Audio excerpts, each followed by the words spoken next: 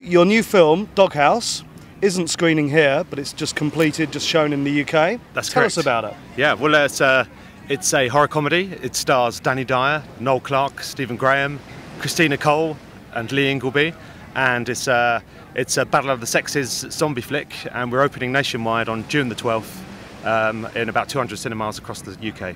Very cool. Are you pleased with the way it's turned out? Yeah, amazingly pleased, because normally I come to Cannes every year with my, well, not every year, but when I've done a film, and we screen it here and we try and get a distribution deal sorted out while we're here, and then take it around all the festivals and, you know, try and get people to see it as much as possible. This time we didn't bring it to Cannes because Sony came on board at script stage, because the script was by comic book creator Dan Schafer, and you know, they loved it. So we had distribution set up beforehand, which is why we're not screening it here, which is really unusual. So I'm just taking some meetings, talking about some new projects and looking for some stuff for our Nucleus label as well. So It's going really well.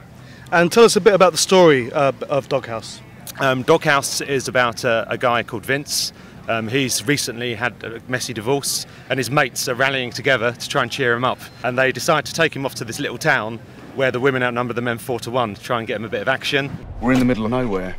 By doing this, it messes up all their own relationships, because all their wives and girlfriends have put them in the metaphorical doghouse. Bastard. Bastard.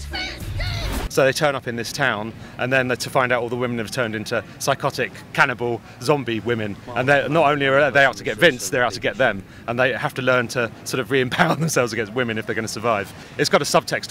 All the zombies, which we call affectionately zombirds, they're metaphors for like male anxieties.